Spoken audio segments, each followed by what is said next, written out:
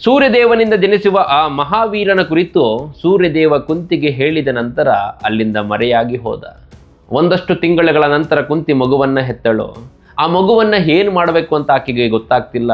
ತಾಯ್ತನದ ಆನಂದವನ್ನ ಅರಿಯುವಷ್ಟು ದೊಡ್ಡವಳಲ್ಲ.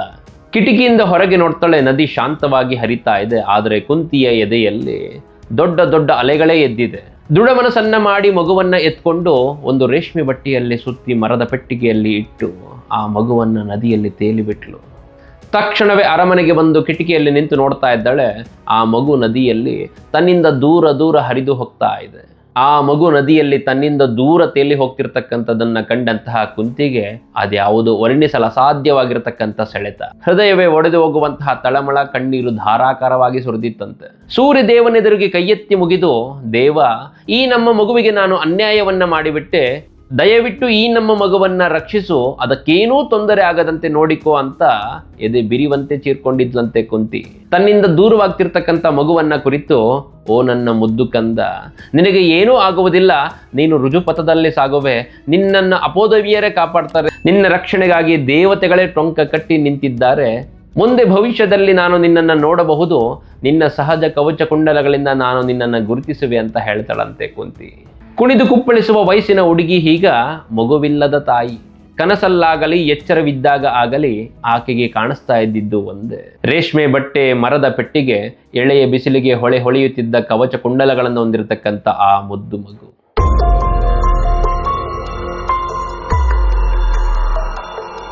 ಅನೇಕ ವರ್ಷಗಳು ಕಳೆದವು. ಕುಂತಿ ಪಾಂಡವನ್ನ ಸ್ವಯಂವರದಲ್ಲಿ ಮದುವೆ ಆದರೆ ಇನ್ನೊಂದು ಸ್ವಯಂವರದಲ್ಲಿ ಮಾದ್ರಿ ಪಾಂಡವನ್ನ ಮದುವೆ ಆಗಿದ್ಲು.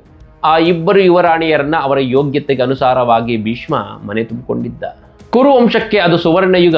ಪಾಂಡು ಒಳ್ಳೆ ಯೋಧನಾಗಿದ್ದ ಕಾರಣಕ್ಕಾಗಿ ತನ್ನ ದಿಗ್ವಿಜಯಕ್ಕಾಗಿ ಭರತ ವರ್ಷವನ್ನೆಲ್ಲ ತಿರುಗಿದ್ದ. ದಾಶರಣ, ಅಂಗ, ವಂಗ, ಕಳಿಂಗವನ್ನೆಲ್ಲ ಗೆದ್ದ ನಂತರ ಮಗಧ ರಾಜ್ಯಕ್ಕೆ ಮುತ್ತಿಗೆಯನ್ನ ಹಾಕಿ ಅದನ್ನ ಸುಲಭವಾಗಿ ವಶಪಡಿಸಿಕೊಂಡಿದ್ದ. ಚಿತ್ರಾಂಗದ ವಿಚಿತ್ರ ವೀರ್ಯನ ಸಾವಿನ ನಂತರ ರಾಜ್ಯಭಾರವು ಭೀಷ್ಮನೊಬ್ಬನ ಮೇಲೆ ಬಿದ್ದ ಕಾರಣ ಅಳಿದುಳಿದ ಚಿಕ್ಕ ಪುಟ್ಟ ದೇಶಗಳೆಲ್ಲವೂ ಸಹ ಕುರುವಂಶ ಇನ್ನು ನಾಶವಾದಂತೆ ಅಂತ ಭಾವಿಸಿದ್ರು. ಆದುದರಿಂದ ಪಾಂಡವನ ಈ ದಿಗ್ವಿಜಯವು ಕುರುವಂಶದ ಘನತೆಯನ್ನ ಹೆಚ್ಚಿಸಿತ್ತು, ಜೊತೆಗೆ ಪಾಂಡವಿನ ಕೀರ್ತಿಯನ್ನು ಸಹ ಹೆಚ್ಚಿಸಿತ್ತು. ಆ ಕಾಲದಲ್ಲಿ ಪಾಂಡವೇ ಅತ್ಯಂತ ಶ್ರೇಷ್ಠನಾದ ಯೋಧನಾಗಿದ್ದ. ಅಮೋಘವಾದ ಈ ದಿಗ್ವಿಜಯದ ಸವಿ ನೆನಪಿಗಾಗಿ ಪಾಂಡು ತನ್ನ ಇಬ್ಬರು ಹೆಂಡತಿಯರನ್ನ ಹಿಮಾಲಯಕ್ಕೆ ಕರೆದುಕೊಂಡೋಗಿದ್ದ. ಈ ಎಳೆ ವಯಸ್ಸಿನ ರಾಣಿಯರೊಂದಿಗೆ ಪಾಂಡು ತುಂಬಾ ಖುಷಿಯಿಂದ ಜೀವನವನ್ನ ಸಾಗಿಸ್ತಾ ಇದ್ದ. ಅಲ್ಲಿದ್ದ ಆದಿವಾಸಿಗಳು ಇವರನ್ನ ಕಂಡು ದೇವತೆಗಳೇ ಭೂಮಿಗಿಳಿದು ಬಂದಿದ್ದಾರೆ ಎನ್ನುವಂತಹ ಭಾವಿಸಿದ್ರು. ಪಾಂಡುವಿಗೆ ಈ ಸಂತೋಷದ ಸಮಯ ಕಳೆದು ಹೋದದ್ದೇ ಗೊತ್ತಾಗ್ಲಿಲ್ಲ. ಆದರೆ ವಿಧಿಯಾಟ ಬೇರೆನೇ ಆಗಿತ್ತು. ಪಾಂಡು ಬೇಟೆಯ ಪ್ರೇಮಿ, ಬೇಟೆ ಆಡುವುದರಲ್ಲಿ ನಿಸ್ಸೀಮ. ಹೀಗೆ ಒಮ್ಮೆ ಹಿಮಾಲಯದ ತಪ್ಪಲಿನಲ್ಲಿ ಓಡಾಡ್ತಿರ್ಬೇಕಾದ್ರೆ 2 ಜಿಂಕೆಗಳು ಏಕಾಂತದಲ್ಲಿರುವುದನ್ನ ಕಂಡ. ಬೇಟೆ ಆಡುವ ಭರದಲ್ಲಿ 2 ಪ್ರಾಣಿಗಳು ಏಕಾಂತದಲ್ಲಿರುವಾಗ ಅವುಗಳಿಗೆ ತೊಂದರೆಯನ್ನು ಕೊಡಬಾರದೆನ್ನುವಂತಹ ಸಹಜ ಮನೋಭಾವವನ್ನು ಮರೆತಿದ್ದ ಪಾಂಡು, ಅಬ್ಬ ಎಂಥ ಬೇಟೆಯ ಅವಕಾಶ, ಒಂದೇ ಬಾಣದಲ್ಲಿ 2 ಜಿಂಕೆಗಳು ಸಿಗ್ತಾ ಇದೆ ಅಂತ ಭಾವಿಸಿ ತನ್ನ ಬಾಣವನ್ನು ಹೂಡಿಯೇ ಬಿಟ್ಟ. ಆ ಬಾಣದ ಹೊಡೆತಕ್ಕೆ ಸಿಕ್ಕಿದ ಗಂಡು ಜಿಂಕೆ ವಿಲವಿಲನೆ ಒದ್ದಾಡುತ್ತಾ ಮನುಷ್ಯ ರೂಪಕ್ಕೆ ಬಂದಿತ್ತು. ನಾವಿಬ್ಬರು ಏಕಾಂತದಲ್ಲಿ ಇರುವುದನ್ನು ನೋಡಿಯೂ ಸಹ ನೀನು ನಮ್ಮ ಮೇಲೆ ಬಾಣವನ್ನು ಹೇಗೆ ಬಿಟ್ಟೆ? ಪತ್ನಿಯೊಂದಿಗೆ ಏಕಾಂತದಲ್ಲಿದ್ದ ನಾನು, ಕಿಂದಮನೆಂಬ ಋಷಿ, ನಿನಗೆ ಶಾಪವನ್ನು ನೀಡ್ತಾ ಇದ್ದೇನೆ. ಹೇಗೆ ನಾವಿಬ್ಬರು ಏಕಾಂತದಲ್ಲಿದ್ದಾಗ ನಮ್ಮನ್ನು ನೀನು ಬೇರ್ಪಡಿಸಿ ಕೊಂದಿದ್ದೇಯೋ ಹಾಗೆ ನೀನು ನಿನ್ನ ಹೆಂಡತಿಯರೊಂದಿಗೆ ಯಾವಾಗ ಏಕಾಂತದಲ್ಲಿರ್ತೀಯ ಆಗ ನಿನ್ನ ಸಾವು ಖಚಿತ ಅಂತ ಹೇಳಿ ಆ ಕಿಂದಮನೆಂಬ ಋಷಿ ಸತ್ತೇ ಹೋದ. ಇತ್ತ ಪಾಂಡುವಿಗೆ ತನ್ನ ತಪ್ಪಿನ ಅರಿವಾಗಿ ಎಷ್ಟೇ ಪರಿಪರಿಯಾಗಿ ಬೇಡ್ಕೊಂಡ್ರು ಆ ಶಾಪವನ್ನ ಮರಳಿ ಪಡೆಯುವುದಕ್ಕೆ ಆ ದಂಪತಿಗಳು ಈಗ ಉಳಿದಿಲ್ಲ. ಅಂದ್ರೆ ಕಿಂದಮ ಋಷಿ ಹಾಗೂ ಅವನ ಪತ್ನಿ ಇಬ್ಬರೂ ಸಹ ಸತ್ತೇ ಹೋಗಿದ್ರು.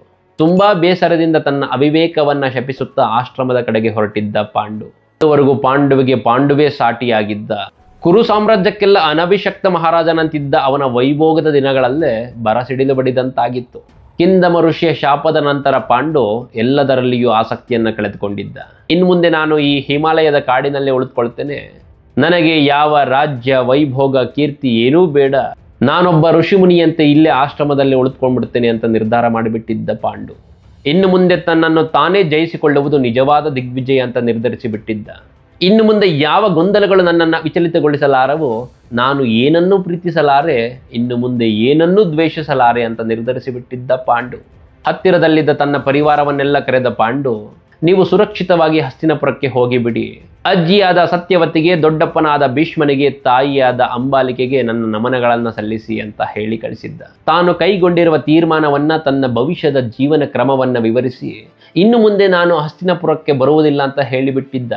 ಕುಂತಿ ಮಾದ್ರಿಯರು ಸಹ ತಮ್ಮ ಆಭರಣಗಳನ್ನ, ತಮ್ಮ ರಾಜೋಚಿತ ಬಟ್ಟೆಗಳನ್ನೆಲ್ಲವನ್ನ ಸಹ ತಮ್ಮ ಸೇವಕರಿಗೆ ಕೊಟ್ಟು ಕಳಿಸಿದರು. ಪಾಂಡವನ ಈ ಪರಿತ್ಯಾಗದ ಸುದ್ದಿಯನ್ನ ಕೇಳಿದಂತ ಹಸ್ತಿನಪುರ ದುಃಖ ಸಾಗರದಲ್ಲಿ ಮುಳುಗಿ ಹೋಗಿತ್ತು. ನಡೆದಿದ್ದೆಲ್ಲವನ್ನ ಕೇಳಿ ಸತ್ಯವತಿ ಭೀಷ್ಮ ಸಂಕಟವನ್ನ ಪಟ್ಟರೆ ಅಂಬಿಕೆ ಅಂಬಾಲಿಕೆಯರ ಕಣ್ಣೀರಿಗೆ ಕೊನೆಯೇ ಇರಲಿಲ್ಲ. ಇತ್ತ ಭೀಷ್ಮ ರಾಜ್ಯಭಾರವನ್ನ ಮತ್ತೊಮ್ಮೆ ತನ್ನ ಹೆಗಲಿಗೆ ಇರಿಸಿಕೊಂಡಿದ್ದ. ವೀರನಾಗಿದ್ದ ಪಾಂಡವನ ಸೇನಾ ಮುಂದಾಳತ್ವದಲ್ಲಿ ಕುರು ಸಾಮ್ರಾಜ್ಯದ ರಾಜ್ಯಭಾರವನ್ನ ಭೀಷ್ಮ ಒಂದಷ್ಟು ದಿನಗಳ ಕಾಲ ಇಳಿಸಿಕೊಂಡಿದ್ದ. ಆದರೆ ವಿಧಿ ಇಲ್ಲದೆ ಈಗ ಮತ್ತೆ ಆ ಜವಾಬ್ದಾರಿಯನ್ನ ಹೊತ್ಕೊಳ್ಬೇಕಾಗಿದೆ ಭೀಷ್ಮನಿಗೆ.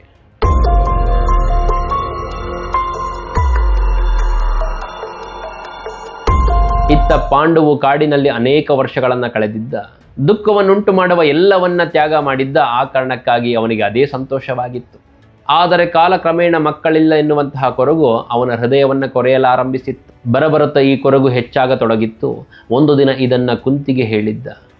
ಅವತ್ತು ಮಕ್ಕಳಿಲ್ಲದ ನಮ್ಮ ತಾಯಂದಿರು ಹೇಗೆ ಋಷಿಯ ಸಹಾಯದಿಂದ ನಮಗೆ ಜನ್ಮವನ್ನ ಕೊಟ್ಟರು, ಹಾಗೆ ನೀನು ಒಬ್ಬ ಋಷಿಯ ಸಹಾಯದಿಂದ ನನಗೆ ಮಗುವನ್ನ ಕೊಡ್ತೀಯ ಅಂತ ಕೇಳೇ ಬಿಟ್ಟ ಪಾಂಡು. ಇದರಿಂದ ಸಿಟ್ಟಿಗೆದ್ದ ಕುಂತಿ, ದೇವ, ಸ್ವರ್ಗದಲ್ಲಾಗಲಿ ನರಕದಲ್ಲಾಗಲಿ ನೀನೇ ನನಗೆ ಸರ್ವಸ್ವ, ನಿನ್ನನ್ನು ಹೊರತು ನಾನು ಯಾರನ್ನೂ ಸಹ ಸ್ವೀಕರಿಸುವುದಿಲ್ಲ ಅಂತ ಹೇಳೇ ಬಿಟ್ಲು.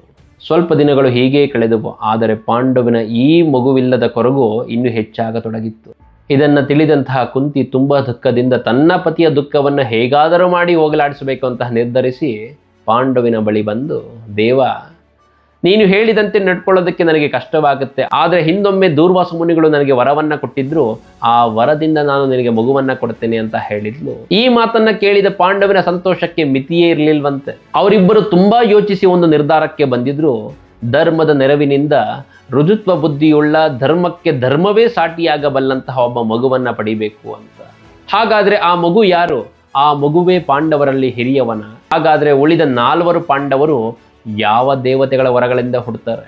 ಈ ಎಲ್ಲ ರೋಚಕ ಪ್ರಶ್ನೆಗಳಿಗೆ ಉತ್ತರ ಮುಂದಿನ ಎಪಿಸೋಡ್ನಲ್ಲಿ. ಅದುವರೆಗೂ ನಾನು ನಿಮ್ಗಾಗಿ ಕಾಯ್ತಾ ಇರ್ತೀನಿ. ಎಲ್ಲರಿಗೂ ಒಳ್ಳೇದಾಗ್ಲಿ. ಹರೇ ಕೃಷ್ಣ.